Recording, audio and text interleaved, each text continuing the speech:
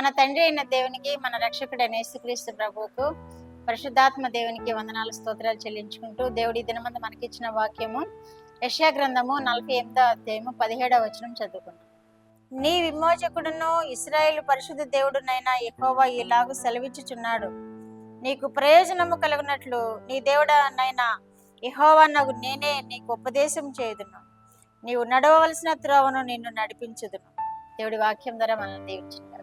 మనకు ప్రయోజనము కలుగునట్లు మన తండ్రి అయిన దేవుడు ఏం చేస్తాడట? మనల్ని నడిపిస్తాడట. నీకు ప్రయోజనము కలుగునట్లు నీ దేవుడైన యెహోవా నిన్ను నడిపించును అంటున్నాడు. నీకు ప్రయోజనము కలిగినట్లు నీ దేవుడైన యెహోవా నీకు ఉపదేశం చేయును అంటున్నాడు. ఆయన ఉపదేశం చేస్తే మనకి ప్రయోజనం కలుగుతుంది. ఆయన ఉపదేశం చేస్తే మనకి ఆశీర్వాదం లభిస్తుంది. ఆయనలో జీవించగలుగుతాం మనం. నీ దేవుడని యెహోవానగు నేను నీకు ఉపదేశము చేయుదును, నీకు ప్రయోజనము కలుగునట్లు అంటున్నాడు. ఈ సంవత్సరంలో మనకి ప్రయోజనము కలగాలని మనకి ఉపదేశం చేస్తానంటున్నాడు. నీకు ప్రయోజనము కలుగునట్లు అంటున్నాడు. నేను నీకు ఉపదేశం చేసేదను అంటున్నాడు.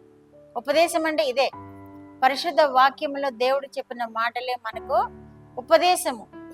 మనము చదివినా దేవుడు మనతో మాట్లాడుతూ ఉంటాడు.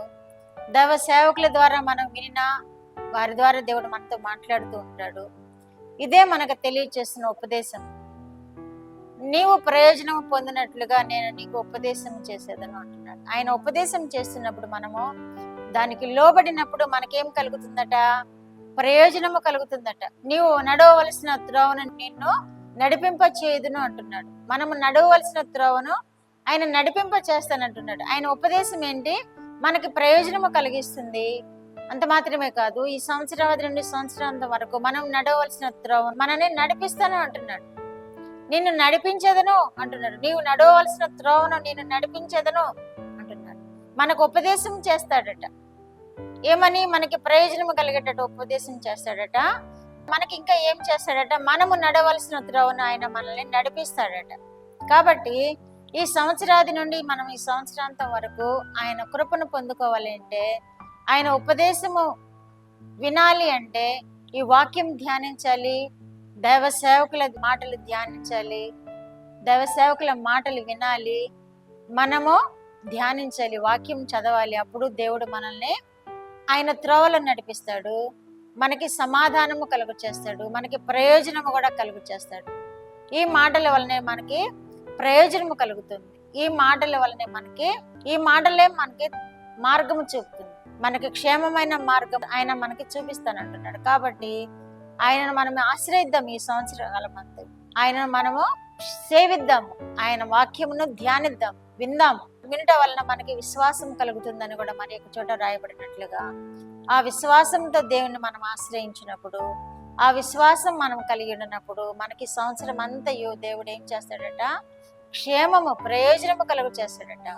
మంచి మార్గంలో మనల్ని నడిపిస్తాడట. యెషయా గ్రంథము 32వ అధ్యాయము 8వ వచనంలో కూడా నీ మీద దృష్టి ఉంచి నీకు ఆలోచన చెప్పేదను అంటున్నాడు. ఎంత ఆశీర్వాదం మనకి!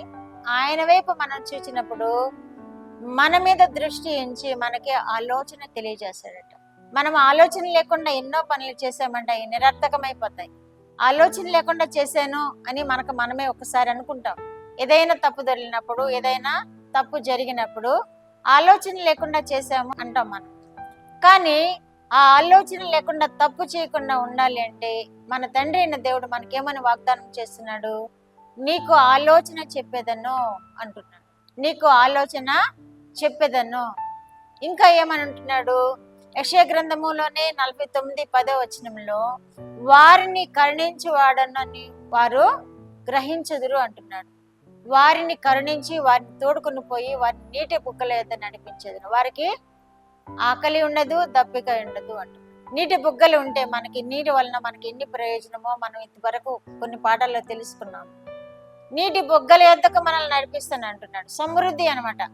నీటి బుగ్గలకు దేనికి సాదృశ్యమైందంటే సమృద్ధి. సమృద్ధి అయిన పండ్లు పండడానికి, సమృద్ధి అయిన ఆహార పానీయాలు దొరకడానికి, మనం సుఖ సంతోషాలతో ఉండడానికి నీటి బుగ్గల యొద్దకు మనల్ని నడిపిస్తాను అంటున్నాడు. ఎంత ఆశీర్వాదకరమైన వాగ్దానాలు దేవుడు మనకు చేస్తున్నాడు. కాబట్టి మనము ఆయనని ఆశ్రయిద్దాము. ఈ సంవత్సరాంతి నుండి సంవత్సరాంతం వరకు మనము సంతోషముగా ఉంటాము, మనము మంచి త్రోవలో నడుద్దాము, ఆయన చూపించే త్రోవలో మనం నడుద్దాము. కరువులు కాటకాలు లేకుండా, అనాలోచితమైన పనులు ఏమీ చేయకుండా ఆయన ఆలోచన అనుసరించి మనం నడుచుకుందాము. దేవుడు మనల్ని క్షేమముగా ఉంచే దేవుడుగా ఉన్నాడు. అట్టి కృప వినిచిన బిడ్డలందరూ పొందుకుందరుగాక. ప్రార్థన. మా దేవా, మా ప్రియ పరలోక ప్రభువా, మీ పరిశుద్ధ పాదములకు స్తోత్రములు. మా రక్షకుడు యేసుక్రీస్తు దేవా, పరిశుద్ధాత్మ దేవ స్తోత్రములు. ఇచ్చిన వాక్యం కొరకు స్తోత్రములు. బిడ్డలు ఈ వాక్యములను ధ్యానించి ప్రభువా సంతోషము, సమాధానము, నెమ్మది పొందుకొని అయ్యా ఏ లేమీ లేకుండా మా ప్రభువా వారు మీరు నడిపించే మార్గములు నడుచున్నట్లుగా కృప చూపు దేవుడు అని మీకు స్తోత్రాలు చెల్లించుకుంటూ కుటుంబాలను ఆశీర్వదించి నెమ్మదితో నింపమని, సమాధానం అనుగ్రహించమని, ప్రార్థన కోరిన బిడ్డలకు సమాధానం దయచేయమని, సంతోషం అనుగ్రహించమని, నెమ్మది దయచేయమని, స్వస్థతలను అనుగ్రహించమని, రక్షణ కలుగు చేయమని యేసుక్రీస్తు వారి పేరటి మనలో మీ పాదముల మీద వేడుకుంటున్నాను పరమ తండ్రి. ఆమేన్.